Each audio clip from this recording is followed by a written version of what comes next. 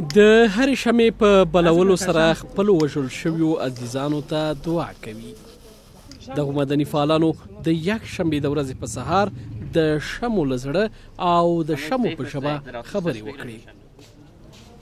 ما در اینجا نوشتیم استاپ جنوساید، قتل عام را متوقف بکنید. این یک مصداق بسیار بارزی از قتل عام هست. ما از دولت و همه قسم از تمام جامعه بین المللی می خواهیم که جلوی قتل عام را در افغانستان بگیرن و جلوی حملات هدفمند و پیگیر برای یک کتله مردمی را بگیرن. د کابل د شپږمې امنیتي حوزې اړوند د یکشنبې د ورځې د سهار انتحاري حمله چې د تذکره اخیستونکو ترمنځ وشوه، لسګونه کسان پکې ووژل شول او له سلو ډیر ټپیان شول. د پیښې مسؤلیت داعش ډلې ومنو. خو آیا د رای ورکوونکو د نوملیکنې مرکزونو ته څیرمه دا شان عملې کولی شي دغه بهیر اغیزمن کړي؟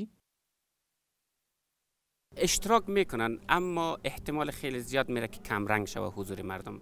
از جایی که به دولت ایمان نداشته باشن، باور نداشته باشن و دولت نتونه امنیتشان را تامین بکنن. ما زیاد باور ندارم به تدابیر امنیتی، نیروهای امنیتی اگر هم هستن چندان مؤثر واقع نشده.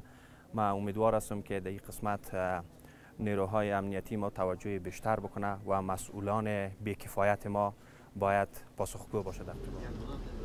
خو یو شمیر خلک بیا دا شان عملې له افغانانو نه د قربانۍ اخیستلو لومړنۍ او وروستۍ حمله نه ګڼي. وایي مشارکت او ولسواکي قرباني غواړي چې دوی ورکړې ته چمتو دي.